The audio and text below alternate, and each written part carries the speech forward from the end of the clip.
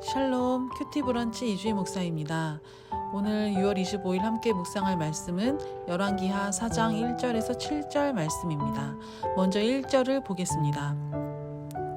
선지자의 제자들의 아내 중에 한 여인이 엘리사에게 부르짖어 이르되 당신의 종 나의 남편이 이미 죽었는데 당신의 종이 여호와를 경외한 줄은 당신이 아시는 바니이다. 이제 비춘 사람이 와서 나의 두 아이를 데려가 그의 종을 삼고자 하나이다 하니. 한 선지자의 제자의 아내가 엘리사를 찾아옵니다. 그런데 선지생도인 남편은 이미 죽고 두 아이와 함께 어려운 형편 속에서 사는 여인이었습니다. 아마도 생활하느라 빚까지 져 있는 상태여서 빚준 사람이 와서 두 아이를 노예로 삼겠다고 하는 상황인 것이죠. 이때 드는 생각은 무엇일까요? 빚을 지면서까지 열심히 하나님을 섬겼는데 왜 이렇게 되었냐고 신세 한탄을 할 수 있겠죠. 더욱이 시대적인 상황이 여인들은 사회적, 경제적 생활을 전혀 할 수 없는 상황이었기 때문입니다. 두 아들에게는 어떤 생각이 들었을까요? 아버지는 하나님만 섬기고 자기들은 돌아보지 않았다고 생각하거나 하나님을 원망할 수밖에 없는 그런 상황이었을 것입니다. 그런데 이 여인이 잘한 일은 엘리사를 찾아와 도움을 청하며 부르짖었다는 것입니다. 가족 전체가 하나님을 섬기는 일에 동원되었지만 결국 결과는 남편이 죽고 여인은 과부가 되고 아들은 부모를 잃은 노예가 될 상황 앞에서 다른 방법을 구한 것이 아니라 하나님을 찾았다는 것입니다.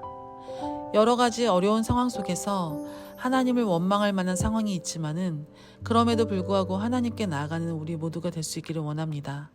엘리사에게 여인이 말하는 것은 간청이 아니라 원망 섞인 말이었습니다.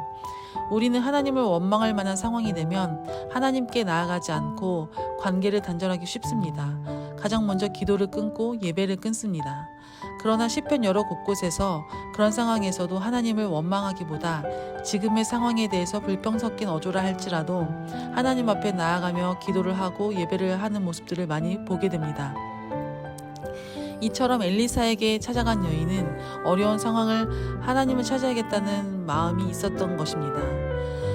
이러한 마음이 우리에게도 있게 되기를 소망합니다. 이렇게 엘리사를 찾아가 하나님 앞에 상황을 말하게 됨으로써 얻게 되는 것이 있습니다. 5절에서 6절을 읽겠습니다. 여인이 물러가서 그의 두 아들과 함께 문을 닫은 후에 그들은 그릇을 그에게로 가져오고 그는 부었더니 그릇에 다 찬지라. 여인이 아들에게 이르되 또 그릇을 네개로 가져오라 하니 아들이 이르되 다른 그릇이 없나이다 하니 기름이 곧 그쳤더라. 아멘. 엘리사는 부르짖는 여인에게 모든 이웃들에게 빈 그릇을 빌려서 두 아들과 함께 방에 들어가 문을 닫고 기름을 그 빌려온 그릇들에 부으라고 명령합니다. 여인에게는 기름 한 병만 있을 뿐인데 많은 그릇들을 어떻게 채울 수 있을까 의심할 만한 말씀인 것이죠. 그럼에도 불구하고 여인은 그 말을 듣고 그릇을 빌려와 아들들과 함께 방에 들어가 문을 닫고 기름 붓습니다. 그리고 그릇이 다 찬 후에 기름이 그치게 되는 상황을 보게 됩니다. 마치 기름 한 병밖에 없었던 그러한 믿음이 여러 그릇에 찬 기름만큼이나 생기게 된 순간입니다. 믿음의 순종이 기적을 일으키게 되었고 그 기적은 두 아들들에게 살아계신 하나님을 보게 하는 순간이 되었습니다. 기름 한 병 가지고 무엇을 할 수 있을까 하는 생각이 아니라 그것을 뛰어넘으시는 할 수 있으시는 하나님의 그 능력을 믿었던 까닭입니다. 내 현실은 기름 한 병의 초라한 상황이지만 그럼에도 불구하고 하나님 말씀 앞에서 꾸역꾸역 모든 이웃들에게가 빈 그릇을 빌리는 그 모습 속에서 믿음이 결부된 순종을 보게 됩니다. 또한 아들들은 어떠하였을까요? 하나님을 원망할 수밖에 없는 상황에서 두 아들들이 본 것은 하나님께서 행하신 일이었습니다. 여인의 믿음의 순종으로 말미암아 두 아들들은 하나님을 원망하는 것이 아니라 하나님을 경외하고 섬길 수 있는 믿음이 주어지게 되는 것입니다. 선지자의 제자였던 남편은 죽고 없지만 그 여인의 믿음의 순종으로 말미암아 하나님께서 하시는 놀라운 일을 보게 되었고 아들들은 아버지가 경외하며 섬긴 하나님이 우리를 돌보신다는 은혜를 체험하는 순간이 되었습니다. 이렇게 부모의 순종이 자녀로 하여금 하나님을 경외하게 합니다.